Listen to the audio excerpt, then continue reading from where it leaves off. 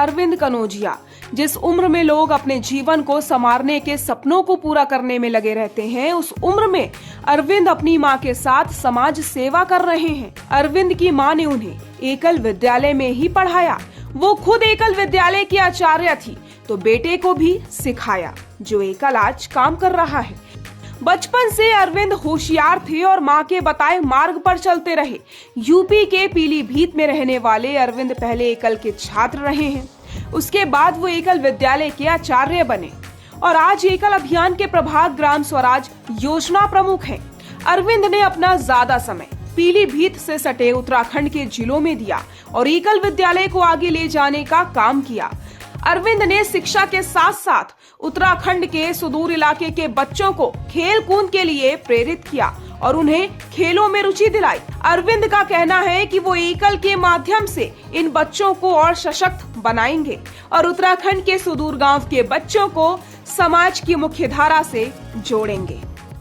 नमस्कार, मैं मुकुल द्विवेदी। स्वागत है आपका हमारे खास कार्यक्रम एकल के कर्मवीर में। एकल अभियान पिछले 34 सालों से लगातार काम कर रहा है, चाहे वो शिक्षा का क्षेत्र हो, आत्मनिर्भरता का क्षेत्र हो या लोगों को स्वावलंबी बनाने का क्षेत्र हो। ऐसे कई विषय हैं जिन पर एकल अभियान काम कर रहा है। इस अभियान को सफल बनाने में कई कर्मवीर लगे हुए हैं, जिनका महत्वपूर्ण योगदान है। आज हमारे साथ ऐसे ही एक कर्मवीर मौजूद हैं जो उत्तर प्रदेश के पीलीभीत से आते हैं, लेकिन उनका कार्य क्षेत्र उत्तराखंड रहा।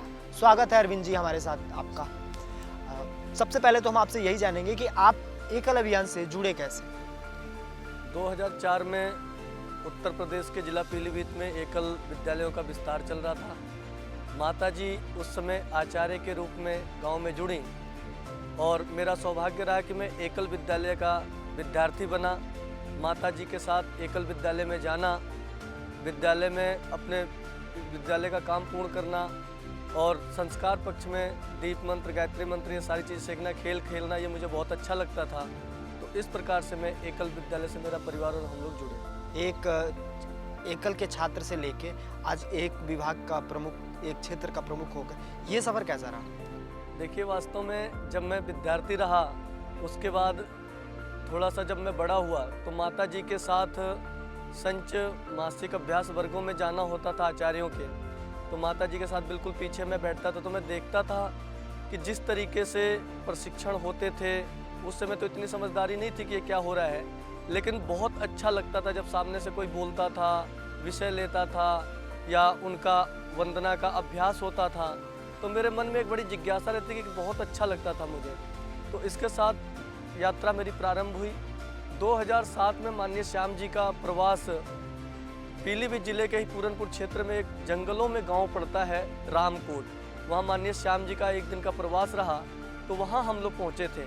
माननीय श्याम जी के विचारों को जब मैंने सुना तो मेरे को बहुत मन के अंदर से एक उत्साह हुआ और अच्छा लगा कि इतना गांव के प्रति इतना अच्छा विचार लेकर के माननीय श्याम जी चल रहे हैं। तो उसके बाद मैं अपने एकल, क्योंकि 3 वर्ष के बाद एकल से मैं पास आउट हो गया, फिर अपनी आगामी शिक्षा मेरी होने लगी और 2009 के बाद दिसंबर में मैं एकल विद्यालय का आचार्य बना और ऐसे वहाँ से यात्रा प्रारंभ हुई।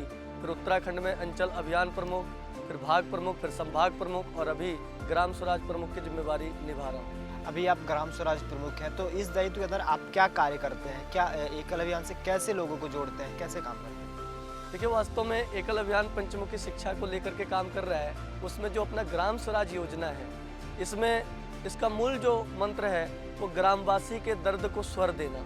जैसे गांव के बहुत से लोग, मैं भी ग्रामीण परिवेश से आता हूं, जो मेरा गांव है वो भारत नेपाल का सीमावर्ती क्षेत्र है और उत्तराखंड का लगा हुआ क्षेत्र है, आता भले ही उत्तर प्रदेश में है। तो वहाँ के जो गांव के लोग हैं, तो मैं ये कल्पना करता हूँ कि देश भर में यही स्थिति होगी और हम लोग उस पर काम भी करते हैं कि गाँव का व्यक्ति जो सरकार की जन कल्याणकारी योजनाएँ हैं उसके बारे में उनको पता ही नहीं, तो वो लाभ कहाँ से लेंगे। तो इसके प्रति उनको जागरूक करना। दूसरा सबसे बड़ा जो काम है वो ये है कि उनका कोई अगर काम है तो वो अपने गांव से निकल करके तहसील तक नहीं जा सकते, और जब तहसील तक चले भी गए तो अधिकारियों से मिल नहीं सकते, अधिकारियों से मिल लिए तो अपना विषय नहीं रख पाते। तो ऐसे में उनको जागरूक करना, अपनी ग्राम स्वराज की गाँव में समितियाँ, संच पे समितियां, ऐसे समितियों का भी गठन करते हैं, उनको प्रशिक्षण देते हैं। उनके माध्यम से ऐसे गांव के लोगों का हम सहयोग करते हैं कि उनके आवाज़ को बुलंद किया जाए।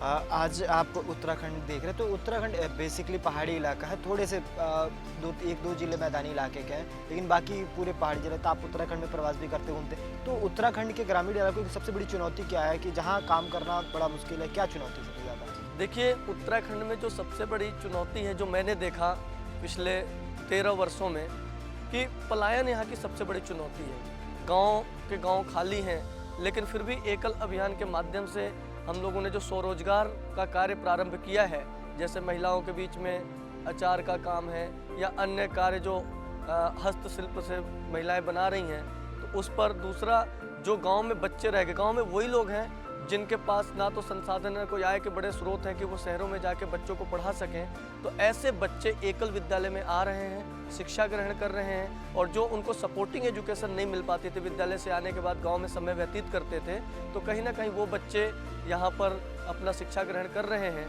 और पहाड़ों में तो वास्तव में चुनौतियाँ तो ही हैं, कभी सड़कें बंद हो जाती हैं, कहीं पहाड़ खिसक जाता है, लेकिन इसमें भी अपने सभी कार्यकर्ता भाई बहन लगे हैं और हम लोग अभियान के कार्य को आगे बढ़ा रहे हैं। अभी उत्तराखंड में कितने विद्यालय संचालित हैं? अभी उत्तराखंड में 3255 विद्यालय संचालित हो रहे हैं। इन विद्यालयों को संचालित के लिए कितने कार्यकर्ता काम कर रहे हैं? लगभग 109 सेवावर्ती कार्यकर्ता हैं, 190 जो अपने पूरे अभियान के कार्य को गति दे रहे हैं उत्तराखंड में।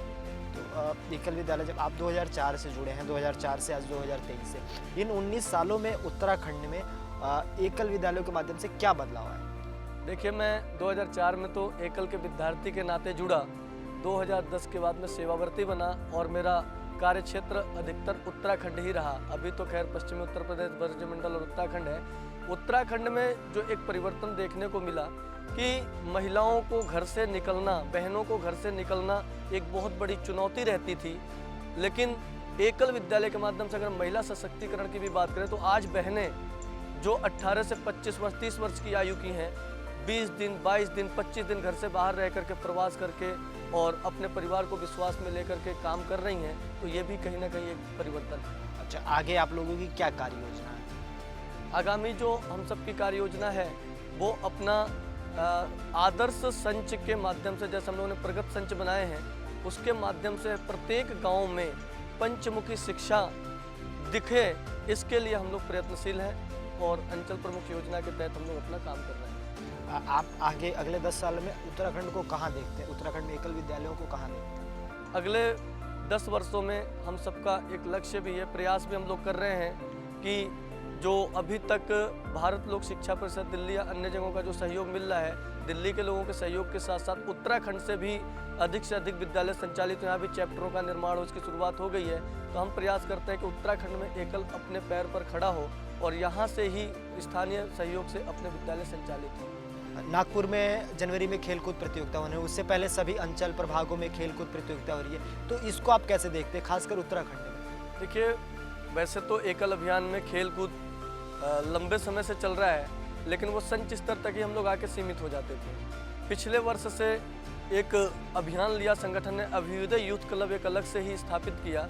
उसके अंतर्गत हम लोग देश भर में जो खेल कूद करा रहे हैं। वैसे उत्तराखंड की विशेष बात मैं आपको बताऊं, इस खेल कूद का जो प्रभाव है सिर्फ बच्चों के अंदर शारीरिक विकास का ही विषय नहीं है। उत्तराखंड में जो हमने देखा, जो हमारे युवा साथी प्रारंभ से ही नशे की ओर बढ़ रहे थे, तो वो बच्चों के ऊपर कहीं ना कहीं खेल का नशा चढ़ रहा है, तो नशे से वो दूर होंगे, ऐसा देखने को भी मिल रहा है। और अभी ग्राम स्तर पर, संच स्तर पर और अंचल स्तर पर, संभाग स्तर पर खेलकूद संपन्न हो रहे हैं। आगामी 19, 20, 21, 22 जनवरी को पूरी टीम को लेकर के हम लोग नागपुर जाने वाले हैं और वहाँ राष्ट्रीय स्तर खेलकूद समारोह में यहाँ की टीम प्रतिभाग करेगी। और पिछले वर्ष राष्ट्रीय खेलकूद समारोह में उत्तराखंड की टीम कबड्डी में उप विजेता रही। चलिए, बहुत बहुत बधाई उस टीम को भी और आगे आने वाले खेलों के लिए भी, कि टीम जाए उत्तराखंड के खिलाड़ी और अच्छा काम करें। बहुत बहुत धन्यवाद अरविंद जी हमारे साथ जुड़ने के लिए, इन सारी बातों को बताने के लिए बहुत बहुत धन्यवाद। तो ये थे हमारे साथ अरविंद कनौजिया जी, जो एकल के एक आचार्य से लेकर ग्राम स्वराज प्रमुख तक का कार्य किया है और आगे भी कार्य कर रहे हैं। उन्होंने अभी बताया कि उनकी क्या कार्य योजना है। आगे वो चाहते हैं कि उत्तराखंड अपने पैरों पर खड़ा हो, उत्तराखंड में एकल अभियान और सफल हो। तो ऐसे ही कर्मवीरों की कहानी देखने के लिए देखते रहिए हमारा एकल भारत।